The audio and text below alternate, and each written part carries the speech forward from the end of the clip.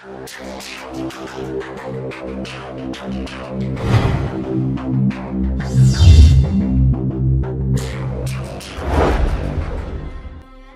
guys! Ipapakita ko sa inyo yung clouds. Ayan. Ano siya, yung maitim na maitim. Galing siya dito sa left side. Ayan. Galing siya dyan. Ngayon guys, may mataas na bundok. Ay, yung bundok na yan, na lagi kong nakikita dahil yan ang view sa bahay namin.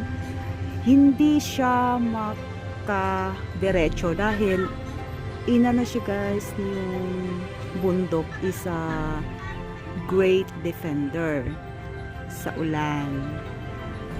Ayan, tinutulak yung ulan pabalik. Sobrang itim. Ayan, ulan yan guys, ulan dito ngayon. Ayan guys, kung nakikita nyo, ayan, ifo-focus ko siya ha. Galing siya sa left side, bumalik siya guys, tinulak galing sa bundok yung hangin.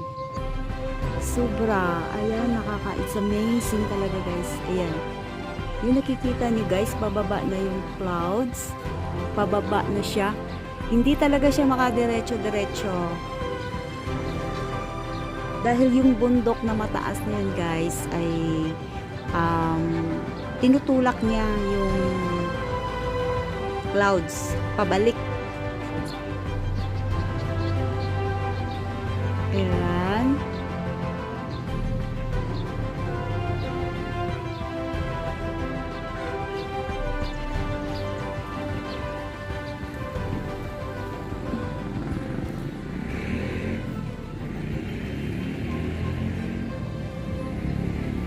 Ayan.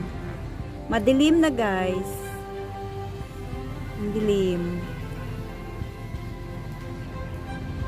Ayan. Yan lang ang i-share ko sa inyo guys. Now guys, few minutes, yung itim kanina, ito na siya. Ayan. Nawala yung ulan. Ayan guys. Nawala na siya dahil tinulak siya ng hangin na galing sa bundok. Ayun. Hindi. Hello guys. Ipapakita ko sa inyo yung rainbows of the day. Ayan guys.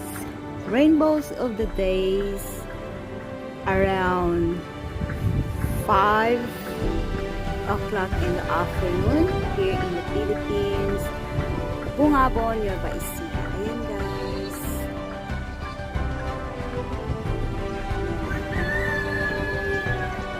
Rainbow of the day.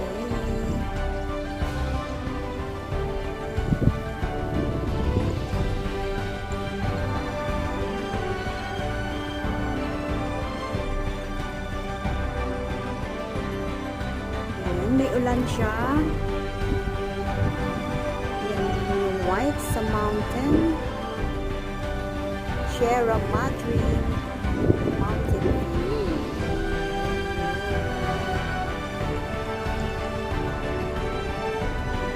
As you can see guys, the rainbow from the